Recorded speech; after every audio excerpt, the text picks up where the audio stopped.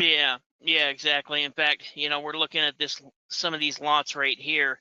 I found it kind of interesting. You see this 108, 109, 110, and 111, and they all got purchased for $550. So there was probably somebody that put their reserve at $500, and the other investor put his at, let's say, 600 or whatever he had it, and so he won each one of these, or she won each one of these for $550. Now, one thing that we need to be worried about, or at least consider when we're looking at HO properties, is what is the HOA, the POA fee. Sometimes it can totally be worth it to buy these type of properties. They could be in great areas, but it also could be a situation where the POA is so high it's not going to make any sense to buy property there.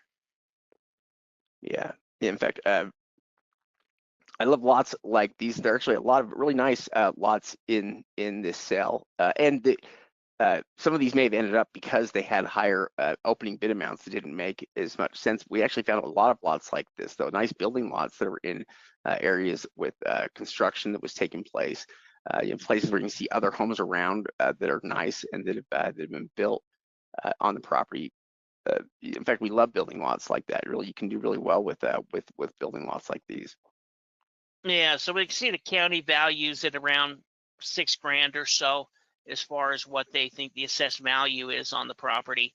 As we looked here, the property's kind of located right here in this area, and then there's also some properties over here in this area as well that are included on that list.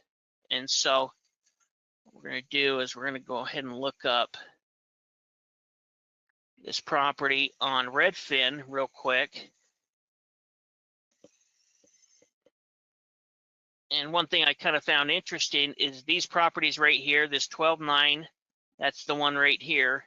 This is the one that essentially got picked up in the tax sale. And then these other ones are these $25,000 and $20,000 ones here. So, if we were to come in here and filter this out just to land, you can see that the person that bought these properties, essentially is relisting them for sale now. The cheapest one at 12.9, and some of the other ones at 2,500. So I thought that was kind of interesting. I looked into the sales. There's not a huge amount of property selling here. It's kind of a little bit smaller area here within this community, but it is a nice community. And as far as how many properties are selling a year, there's about a year's worth of turnover per year. But the prices that they are selling for are pretty high. So when he spent $500 on each one of these lots, asking $25,000, $13,000. Now for us, if we pay $500, we'll probably try to blow it out for $5,000 or $6,000. That